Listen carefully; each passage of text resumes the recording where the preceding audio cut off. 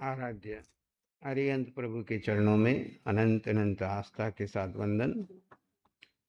शासनपति तत्वार्थाधिगम सूत्र के अष्टम अध्याय के अंतर्गत मोहिनी कर्म की उत्तर प्रकृतियों के ऊपर चर्चा चल रही थी, जिसमें हमने मोहिनी कर्म के दो भेद, दर्शन मोहिनी और चारित्र मोहिनी। दर्शन मोहिनी का विस्तार से हमने चर्चा की।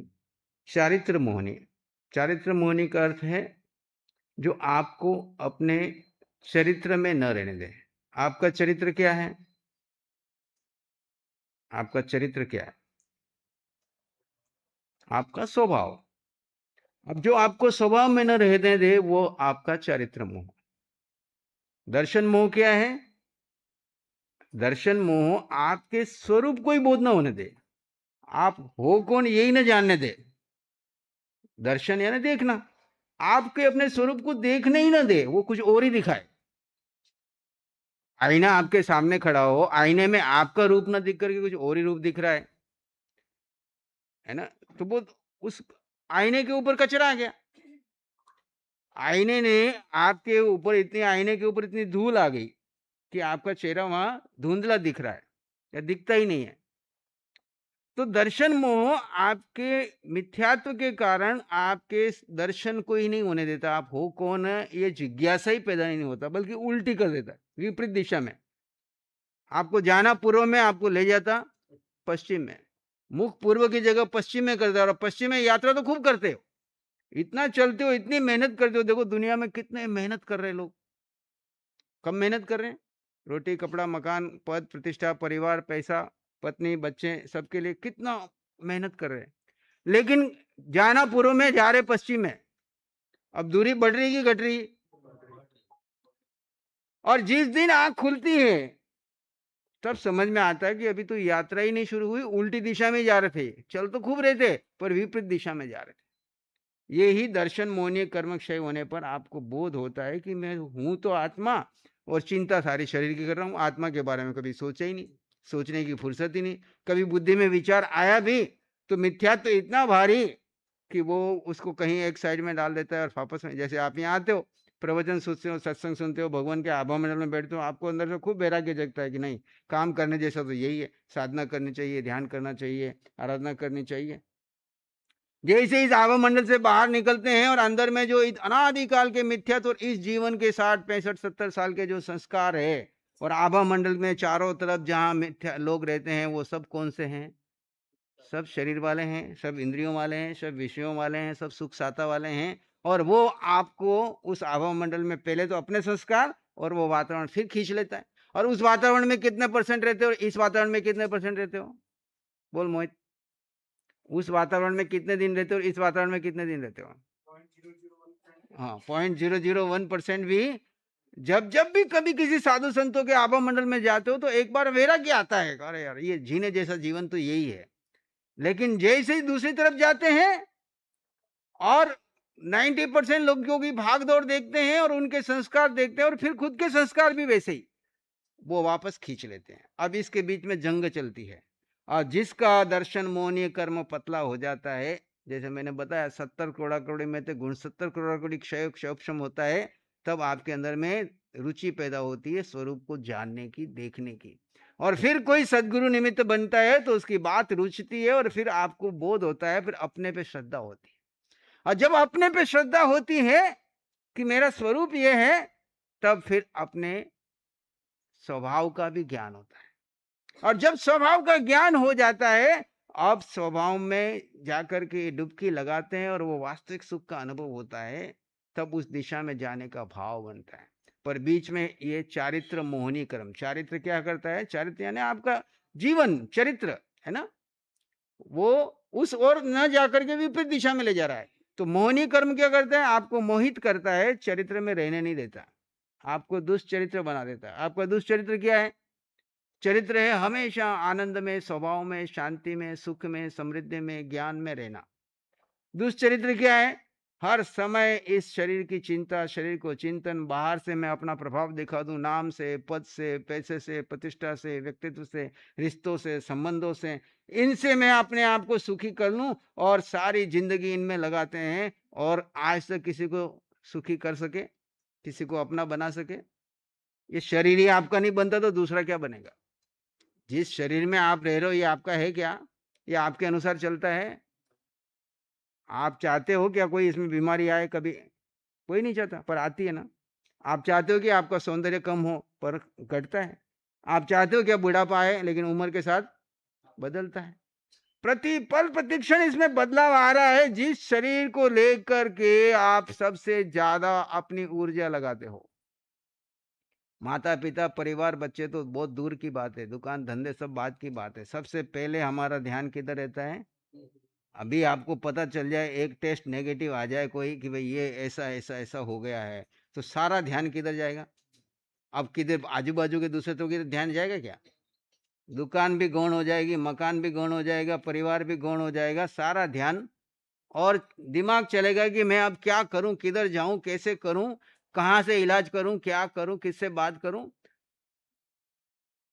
और सारा कमाया हुआ भी लगाने को तैयार हो जाएंगे। किसके लिए? शरीर के ऊपर। और यहाँ तक कि कोई कहेगा उस बाबा के पास जाओ, कोई कहता उसके पास जाओ, कोई कहता उसके पास जाओ, तो जहां नहीं जाना है वहां पे भी पहुंच जाओगे। किसके लिए? इस शरीर के लिए। और ये शरीर आपका साथ देता नहीं है। दर्शन मोनी इस धारणा को तोड़ता है। अज्ञान क्या है और ज्ञान क्या है? भगवान की वाणी सुन रहा था, उसमें आया अज्ञान क्या है और ज्ञान क्या है? बोलो मोहित, अज्ञान क्या है? आत्मा को अज्ञान, अज्ञान। अज्ञान क्या है? हाँ, संसार अज्ञान है। अज्ञान इतना ही है, अनंत काल में एक ही अज्ञान। आज सुबह की वाणी में तो हर वाणी में आता है, एक ही अज्ञान है कि आप अपने को देह मानते हैं। क्या मानते हैं? अपने को देह मानते हैं, यानी शरीर मानते हैं। यही सबसे बड़ा ज्ञान, इसी से सारा संसार खड़ा हुआ। एक गलती सुधार लो तो सारा संसार सिमट जाएगा। और ज्ञान क्या है? अपने को आत्मा मानना, आत्मा का स्वभाव मानना, और आत्मा को छोड़ के जितना इतर है उसको सबको पराया मानना। पराये को पराया मानना, उपयोग करने के लिए मना नहीं कर रहे, पराये को पराया मान करके, साधन मान करके उसका उपयोग करो। अपन ने ये शरीर उपयोग करने के लिए लिया, न कि इससे मोह करने के लिए लिया। ये शरीर का उपयोग अगर हम अपने आत्मा के लिए करते हैं तो हम ज्ञानी हैं, और इस शरीर का उपयोग हम इस आत्मा के ऊपर कर्म चढ़ाने के लिए करते हैं, मोह कर्म को बढ़ाने के लिए करते हैं, है ना। मोह, मिथ्यात्व और मोह को बढ़ाते हैं, तो हमारे जैसा अज्ञानी कोई नहीं। क्योंकि इसी अज्ञान के कारण 4 गति 84 लाख भूमि में घूमते आए हैं, घूम रहे हैं, और कितने दिन घूमेंगे? जब तक ये अज्ञान नहीं टूटेगा घूमते ही रहेंगे। अनंत काल से घूम रहे हैं, और जब तक घूमेंगे जब तक अपने को देह मानेंगे। जिस दिन अपने को आत्मा मानना शुरू किया, वहां से आपकी दिशा बदल गई। क्या बदल गई? जो यात्रा पश्चिम की थी वो पूर्व की हो गई। अब पूर्व में भले आप पैदल भी चल रहे हो, पर आपकी श्रद्धा है कि मेरी दिशा सही है। आपको जाना राजपुरा है और आपने मुंबई का रास्ता पकड़ा है, तो भले आप बाई एयर जा रहे हो, लेकिन स्टेशन पे पहुंचने के बाद देखोगे तो दूरी बढ़ी हुई है। लेकिन आप भले ही पैदल जा रहे हो हमारी तरह, लेकिन आपने रास्ता सही पकड़ा है। भले 6 महीने लगेंगे, साल लगेंगे, लेकिन धीरे धीरे धीरे उस दिशा में इतने कदम तो हम आगे बढ़े। तो दर्शन मोहिनी क्या करता है? आपकी दृष्टि बदल देता है, आपकी सही दिशा पकड़ा देता है। इसी का नाम सम्यक दर्शन है। सत्य की दशा, सत्य पे श्रद्धा, सत्य। अब चरित्र मोह क्या करता है? आपके स्वभाव से जहां विभाव में जाते हो, तो दर्शन मोह आपको दिखाता है कि देखो तुम यहाँ पे विभाव में चले गए, यहाँ पे स्वभाव में। विभाव क्या है? क्रोध, मान, माया, लोभ, 4 कषाय। अनंत अनुबंधी, अप्रत्याख्यानावरण, प्रत्याख्यानावरण और संज्वलन, 4 की चौकड़ी है। 4 × 4 = 16। दर्शन मोहने जाएगा तो अनंत अनुबंधी चला जाएगा, क्योंकि अनंत अनुबंध, अनंत काल का मिथ्यात्व गया, तो उसके साथ में अनंत काल वाला जो कषाय था वो भी चला गया, कि वो कषाय गए बिना आपका मिथ्यात्व जाएगा नहीं। तो ये 7 प्रकृतियां एक साथ क्षय होती है, या उपशम होती है, क्षयक्षम होती है, तो आपको संकित होती है। क्षय संकित हो गई, इसका मतलब वो हमेशा के लिए क्षय हो गया। जैसे पानी को उबाल करके कचरा सारा जला दिया, और एक में पानी को राख के कारण पानी, राख नीचे बैठ गई और पानी ऊपर शुद्ध आ गया, तो शुद्ध पानी ऊपर से विवेक से लेते हो तो आपको लगता है बिल्कुल स्वच्छ पानी है, लेकिन जिसको विवेक नहीं है उसने हिला दिया तो, मगा डाल के हिला दिया तो सारा राख ऊपर। और आपका किसी ने अभी बहुत शांति से अभी यहाँ से ध्यान करके गए हो, शांत हो एकदम आनंद से, और घर में जाते किसी ने एक दो बटन दबा दिए आपके डब्बे हिलाने की तरह ही। तो आपने भले मुख से नहीं बोला, धार्मिक को मुख से बिगाड़ते नहीं हो, आजकल के लोग कोई मुंह से नहीं बिगाड़ते, पर अंदर में एक तूफान चल पड़ा, वो है ओपशम वाला, ऊपर आ गया। लेकिन अगर आपने क्षय कर दिया है तो भले कोई कितना ही बटन दबाए, आप भीतर से शांत और आनंद में। तो चारित्र मोहनी में ये 7 प्रकृतियां जाएगी, उसके बाद अप्रत्याख्यानावरण, प्रत्याख्यानावरण, संज्वलन, ये 12, और 9 कषाय, हास्य, रति, अरति, भय, शोक, जुगुप्सा, स्त्री वेद, पुरुष वेद, नपुंसक वेद, इसकी चर्चा हमने कल की। ये 9 कषाय ये सब चले जाते हैं तो आपका मोह कर्म टुकड़ा। मोह आपका शत्रु है कि मित्र है? अब कोई व्यक्ति अपने शत्रु से ही मित्रता कर ले, शत्रु के जीतना तो है शत्रु को, पर उसके साथ मोह कर ले, उसके साथ मोह कर ले तो उसका काम होगा क्या?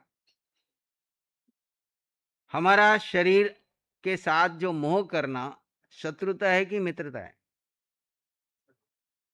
बोलो शमेश्वरी जी। शरीर के साथ मोह करना आत्मा के साथ शत्रुता है कि मित्रता है? शरीर की सहायता की चाहना रखना, मिलना नहीं मिलना अलग बात है, मिलना नहीं मिलना तो उदय कर्म के दिन है, लेकिन चाहना रखना कौन सा कर्म है? चाहना रखना कौन से कर्म का पोषण है? मोह कर्म का पोषण। आपने आज रात को चाहना करेगी कल मैं ये खाऊंगा, ये करूंगा, ऐसा करूंगा, तो अभी से आपका उस चाह का मोह कर्म पोषण होना शुरू हो गया। भले ही वो उदय कर्म के दिन आपको मिले या न मिले, वो उदय कर्म के अधीन है, मिलना या न मिलना, लेकिन आपके मन में चाह पैदा हो गई कि मुझे ये चाहिए, ये मिलना चाहिए, ये मेरा स्थान है, यहाँ पे ऐसा होना चाहिए, ये होगा, इस टाइम में ये मिलेगा, ये मिलेगा, ऐसा मन ही मन में प्लानिंग कर रहे हैं। तो आपने वो चाहना से उसी समय से अपना मोह कर्म का पोषण, ऐसे साता की जितनी भी चाहना है, अनुकूलता की जितनी भी चाहना है, अब ऐसी 24 घंटे में कितनी चाहना करते हो भैया मोहित? हाँ, तो कितना मोह कर्म का पोषण कर रहे हैं। और दूसरी तरफ 1 घंटा ध्यान करके भगवान मेरा मोह कर्म टूट जाए, मोह कर्म टूट जाए, मोह कर्म टूट जाए, आचार्य भगवान कृपा कर दो, एक मंगलिक सुना दो, मेरा मोह कर्म टूट जाए। टूट जाएगा क्या? भगवान कहते हैं भाई हम विधि बता सकते हैं, प्रयोग में बिठा सकते हैं, पर अंदर जाके तुम क्या करते हो और 24 घंटे तुम उसमें क्या करते हो तुम्हारे हाथ में है। अब देखो, आप एक नियम भगवान कहते हैं, एक बात को भी तुम पकड़ लो तुम्हारा कार्य सिद्ध हो सकता है। क्या कार्य? कि आज से मैं कोई भी सहायता की चाहना नहीं करूंगा।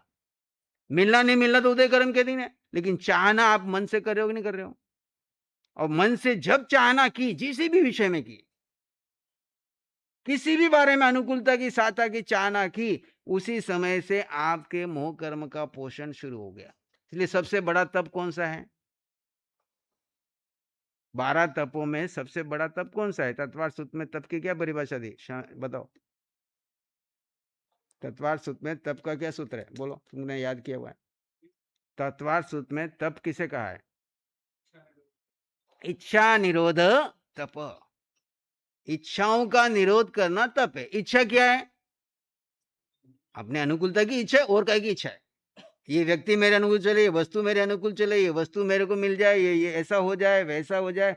अभी होना नहीं होना कर्माधीन है, लेकिन चाहना जो कर रहे हैं, उस चाह का जिसने त्याग कर दिया उसने सबसे बड़ा तप कर लिया। क्या कर लिया? भले खाने के लिए वो उपवास नहीं कर सकता, आयम्बिल नहीं कर सकता, नौकार से भी नहीं कर सकता, लेकिन चाहना का त्याग कर दिया तो सबसे बड़ा तपस्वी है। और 6 महीने की तपस्या करता है अखंड, लेकिन चाहना है कि इस तप के बाद मेरा ऐसा अभिनंदन हो, मेरा ऐसा हो, मेरा नाम हो, मेरा पद हो, मेरी प्रतिष्ठा हो, मेरे को ये पदवी मिले। तो केवली भगवान की दृष्टि से वो वास्तविक तप कोई दे दे उदय कर्म है। आपने किया और इधर से आपको किसी ने पद दे दिया, वो आपका उदय कर्म है, लेकिन आपके मन में चाहना है कि मुझे ये पद मिले, मेरा ऐसा सम्मान हो। वो मेरी साता पूछने भी आए, मैंने अठई की और वो साता पूछने नहीं आई। मतलब आपका क्या हो गया, चाहना से आपने 28 का फल तो मिला नहीं मिला, पर चाहना से आपका मोह कर्म का बंधन हो गया। और 28 करने से पहले आप अनेक प्रकार की दवाइयां खा रहे कि मुझे साता बनी रहे, साता बनी रहे, साता बनी रहे। और साता असाता तो कर्माधीन है, लेकिन जो बने रहने की भावना है उससे आपको क्या हो रहा है, मोह कर्म का पोषण हो रहा है। इसलिए चाह कोई मत रखो, फिर जो होगा स्वीकार है, क्योंकि उदय कर्म पे विश्वास है, कर्म सिद्धांत को मानते हैं। ठीक है, आगे बढ़ते हैं। अब अगला कर्म है आयुष कर्म के उत्तर भेद। मोहनी कर्म पे हमने ज्यादा विस्तार से किया, क्योंकि यही सेनापति, अगर इसको जीत लिया तो बाकी का काम बहुत सरल है। और इसको जीतने का सीक्रेट क्या है, बताओ शुभ मुनि जी, बताओ, हमारे ध्यान के मास्टर है वो। मोहनी कर्म को जीतने का सीक्रेट क्या है जो हमको भगवान ने बताया? भले हम जी नहीं पा रहे, हमारी कमजोरी है, लेकिन सीक्रेट क्या है? मेरा कोई नहीं, मेरा कुछ नहीं। और इसको एक शब्द में बताओ। वेद विज्ञान। हाँ, निशांत मुनि जी बताओ, तुम भी पुराने ध्यान साधक हो, बोलो। मोह कर्म को जीतने के लिए एक शब्द में भगवान ने बताया।